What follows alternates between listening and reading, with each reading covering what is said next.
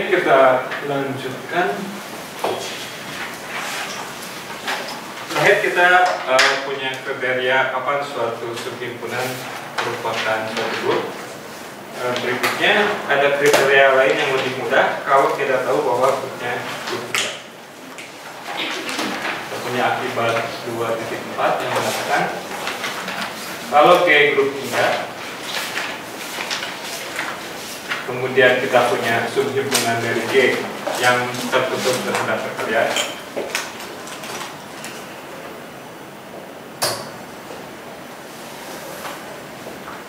maka S subgrup dari G. Nah, kalau kita lihat kriteria kapan suatu subhimpunan itu merupakan suatu grup, berarti syarat yang kurang agar dia menjadi grup apa? Ini yang kenapa? Tertutup terhadap perkaliannya sudah, tidak hampanya sudah, tinggal identitasnya akan otomatis dipenuhi sebetulnya. Jadi seperti yang saya katakan sebelumnya, syarat bahwa si subhimpunan yang memuat identitas itu sebetulnya bisa digantikan dengan S-nya tidak hampa. Ya. Tapi ada baiknya kita mengingat seperti itu ketika kita ingin membuktikan bahwa satu subhimpunan itu bukan subgrup. Kalau identitasnya tidak di sana, otomatis dia bukan subgrup. Oke, jadi yang kurang cuma dia tidak, kita harus tunjukkan bahwa setiap unsur DS punya inverse.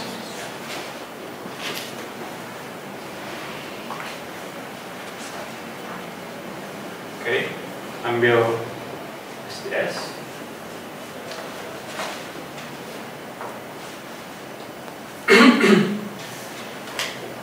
Kalau kita bentuk himpunan seperti ini otomatis akan menjadi subgrup. Setiap kali kita ngambil unsur di G, kemudian kita himpun semua perpakatan dari unsur tersebut, dia otomatis jadi subgrup.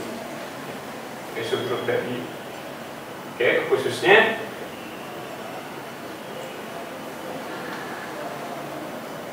ada M sehingga S plus M sama dengan 1.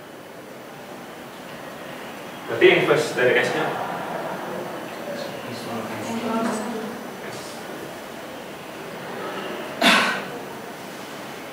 ini biar yakin aja. Jadi inverse-nya adalah SM-1. Inverse dari S adalah S pangkat M-1 yang termuat di S. Dan ini termuat di S. Kenapa ini termuat di S? Kan kita inginnya setiap unsur di S punya inverse di unsur S. Ini termuat di S karena tertutup terhadap perkalian.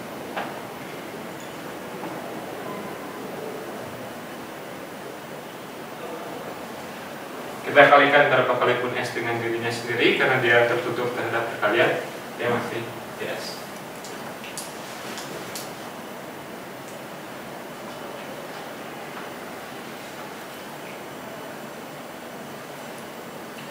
Oke, berikutnya ada subgrup yang berkaitan dengan homomorfisme. Misalkan kita punya homomorfisme dari G ke H.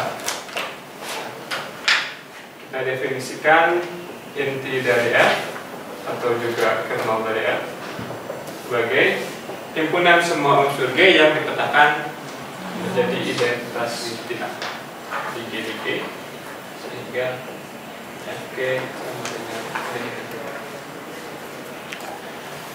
Ini saya akan menuliskan kadang-kadang identitas sebagai E, kadang-kadang sebagai 1 ya. Jadi dua-duanya juga identitas. Kemudian peta dari F, atau bahasa Inggrisnya image dari F.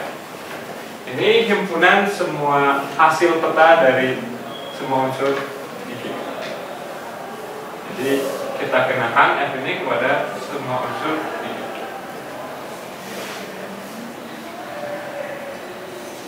Ini nanti Anda periksa bahwa keduanya merupakan subgrup. Inti dari F, subgrup dari ini tentunya. karena unsur-unsurnya adalah himpunan bagian dari G. F subgrup dari G, kemudian total dari F subgrup dari what?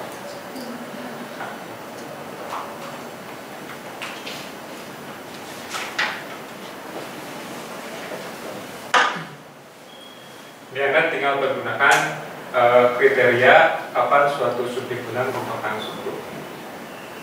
Ini tidak hampanya masing-masing jelas karena identitas merupakan unsur di inti. Karena menurut sifat homomorfisme, identitas akan dikatakan identitas juga. Jadi identitas di G adalah unsur di sini, identitas di H unsur di sini. Jadi kedua-duanya tidak hampa. Tinggal ngecek apakah dia tertutup terhadap kalian dan setiap unsur inputsnya ada di situ.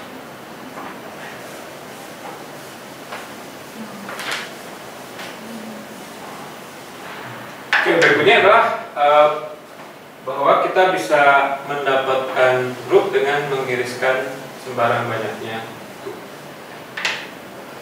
Kita punya teorema jika G alpha subgrup dari G, setiap alpha di indeks, jadi entah indeksnya apa, kita punya subgrup sebanyak indeks ini. Maka irisannya juga merupakan subgrup dari oke.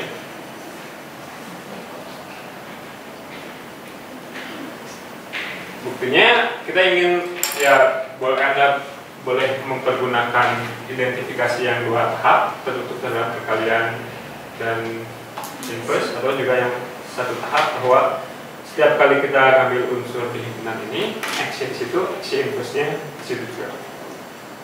Pertama, untuk menunjukkan tidak hampanya, karena EG termuat di alpha untuk setiap alpha, maka jelas ini juga termuat di irisannya. Jadi ini tidak hampa. Yang berikutnya, ambil XY di sini. Karena kita ingin menunjukkan setiap kali kita ngambil dua unsur di sini, XY inverse-nya masih di situ juga.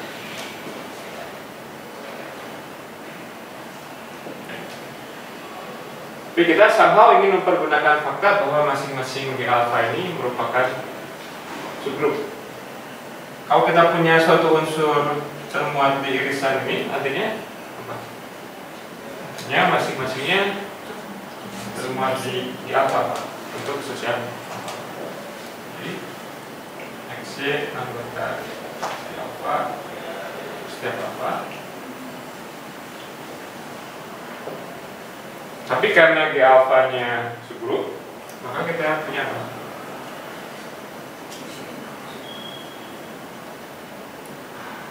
Maka XY inverse anggota alpha. Dan ini berlaku untuk setiap alpha.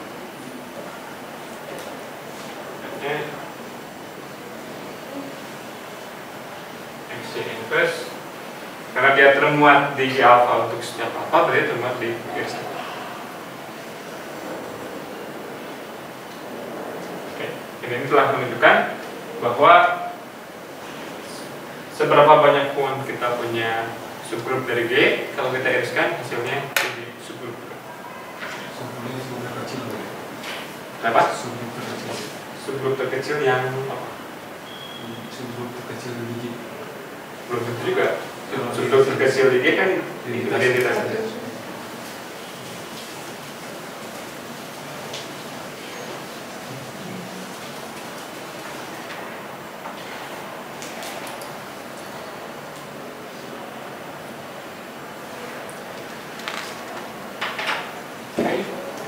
Definisi G grup, kemudian kita punya X himpunan dari G. Kasihkan dengan sebelumnya kasihkan dengan ini sebut subgrup yang dibangun oleh X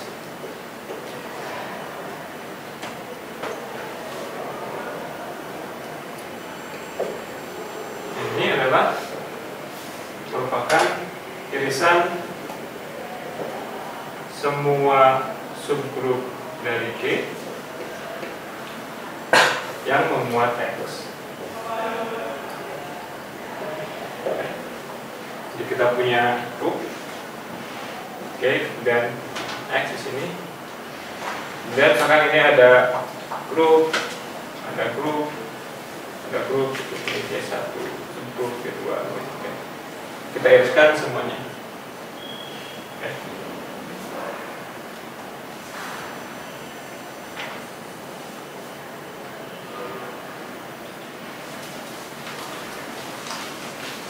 Kalau X-nya hanya berupa singleton atau himpunan yang berisi satu unsur saja, jika X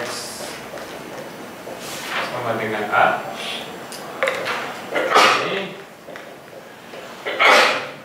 kita tulis sebagai ini aja. Jadi ini ekivalen dengan pendefinisian dari subgrup yang dibangun oleh A. Ketika X-nya merupakan himpunan dengan satu unsur saja. Kalau X-nya berhingga, pokoknya selama berhingga kita tuliskan X-nya itu himpunan subgrup yang dibangun oleh X sebagai ini atasnya. Jadi kita hilangkan notasi himpunan. Jadi ini dipahami sebagai irisan semua subgrup yang mengandung semua unsur kunci. Menurut tadi kan, kalau kita iriskan hasilnya juga subgrup. Nah, tapi kita ingin memahami lebih dalam tentang si X ini. Tadi kan deskripsinya cuma dua. Si X ini kita ambil semua subgrup yang memuat X. Memuat itu artinya si X-nya subset dari grup-grup tadi. Kita iriskan hasilnya jadi grup. Tapi kita ingin tahu secara persis unsur-unsur di X ini. Jadi apa saja unsur-unsur di X?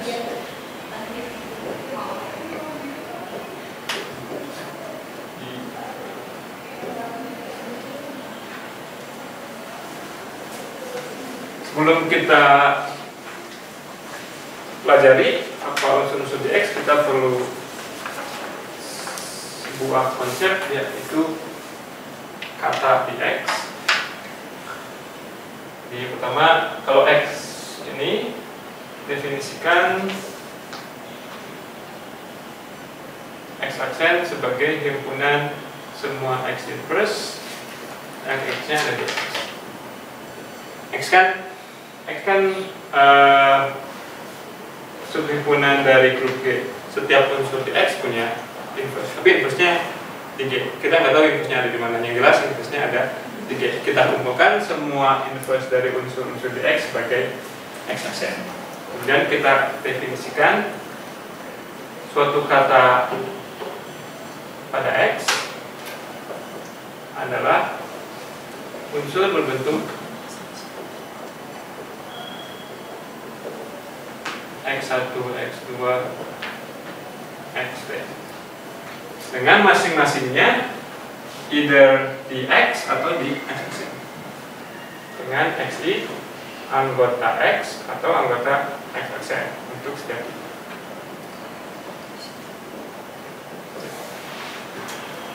Ya seperti ini aja, seperti kita punya kata yang alfabetnya berasal dari X atau Z. Kalau alfabet yang normal kan dari A sampai Z. Ketika kita membentuk kata, artinya kita yang menuliskan beberapa buah huruf. Di sini juga seperti itu. Tapi huruf-hurufnya hanya boleh berasal dari X atau berasal dari Z.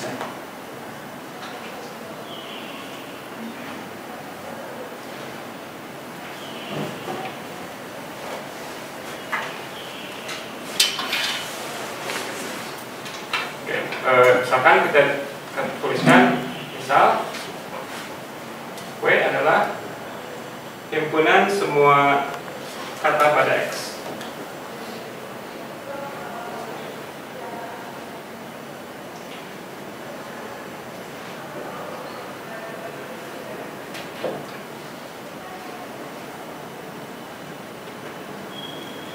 Nah, pertama kita amati bahwa W ini mungkin memang aja. W merupakan subgrup dari Y. Kenapa? Kalau kita punya dua buah kata, kita kalikan, artinya cuma katanya dua kata itu kita sambungkan aja. Jadi kita punya katanya lebih panjang. Artinya himpunan kata-kata pada X itu tertutup terhadap perkalian. Kalau kita inverskan, apakah inversnya masih berupa kata juga? Kalau kita punya atau nah ini suatu kata di W, inversnya apa?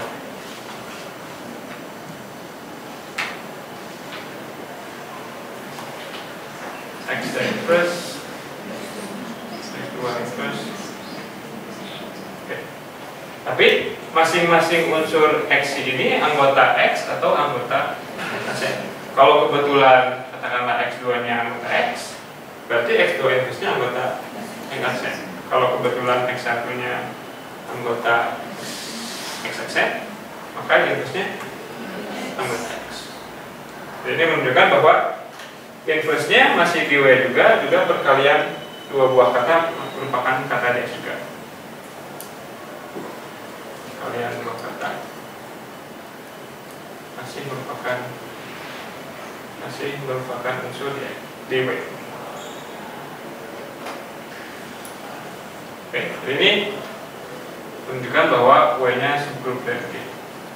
Untuk tidak hampanya, ya identitas dia merupakan unsur di sebentar.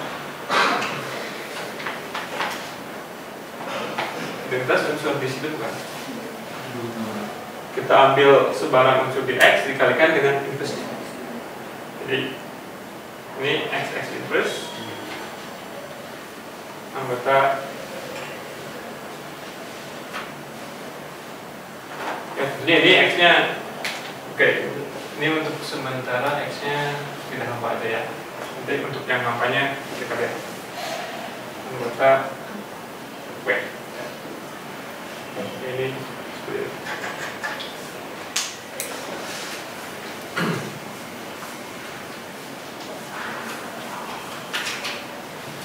Nah, berikutnya akan ditunjukkan bahwa subgrup yang dibangun oleh X itu tidak lain isinya adalah himpunan kata-kata pada X, atau W ini adalah himpunan yang dibangun subgrup yang dibangun oleh X.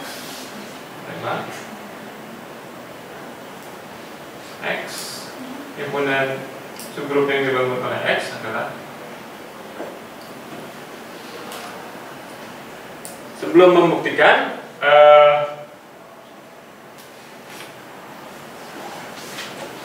jadi kan si X juga bisa kita tinjau sebagai subgrup terkecil, subgrup dari G terkecil yang memuat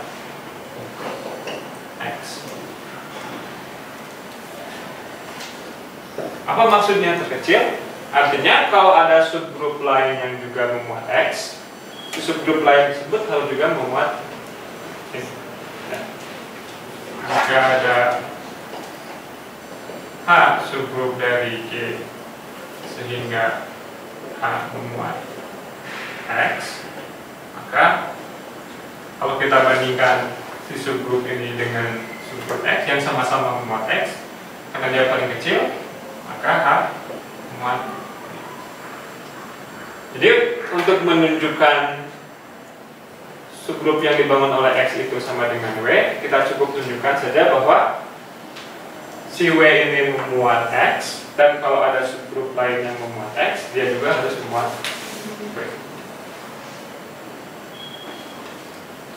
Sama kenapa si W-nya memuat X, jelas nggak? W memuat X.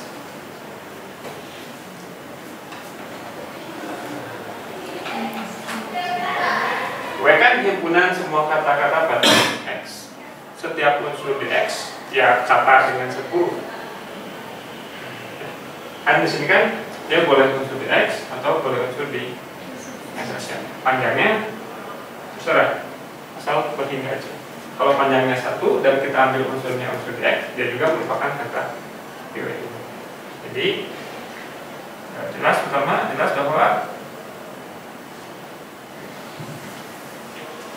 si X itu termuat W. Karena X itu sama aja dengan salah satu kata-kata di W yang panjangnya. Oke, berikutnya berarti apa ya? Kalau kita ingin menunjukkan bahwa dia sama dengan W, kita ingin tunjukkan bahwa si W ini adalah subgrup terkecil yang memuat X. Ini kita sudah lihat bahwa dia memang memuat X. Jadi sekarang kita perlu tinjau subgrup yang lain yang memuat X. Kita ambil sembarang subgrup lain yang memuat X. Kita harus tunjukkan bahwa subgrup tersebut harus juga memuat W. Jadi ambil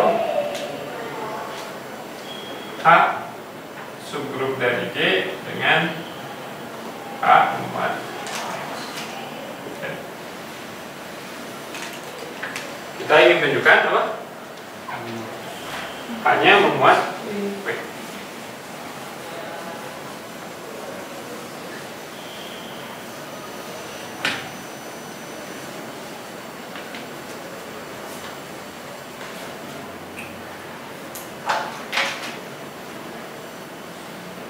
Ambil sebuah kata di W.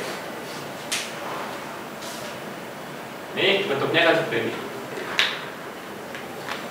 dengan XI anggota X atau X.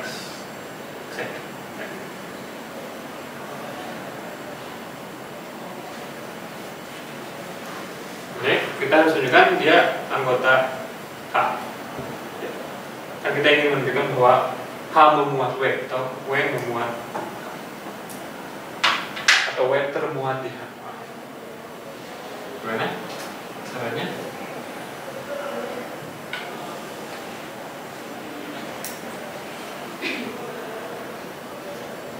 Jika XI anggota X, karena X termuat di H, maka apa? XI anggota H juga. Bagaimana dengan kalau XI-nya anggota X aksen?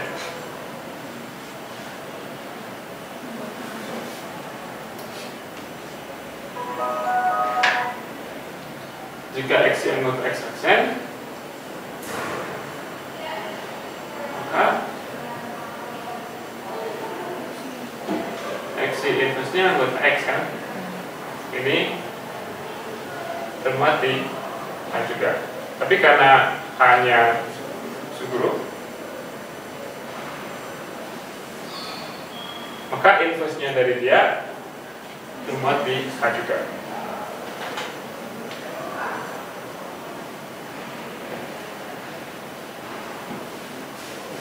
Oke. Jadi masing-masing penyusun si kata ini merupakan unsur di H. Sekarang perkaliannya masih di H? Karena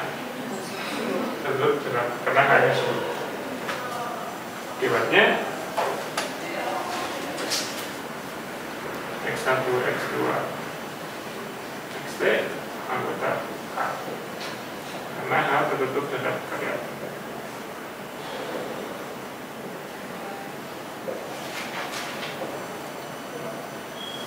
Oke. Jadi ini menunjukkan bahwa si W ini termuat di apapun subgrup yang memuat X, maka dia akan memuat H juga. Ini memang si subgrup yang dibangun oleh X itu isinya adalah kata-kata pada X. Jadi berupa barisan unsur-unsur yang masing-masing komponennya adalah unsur di X atau unsur di Y.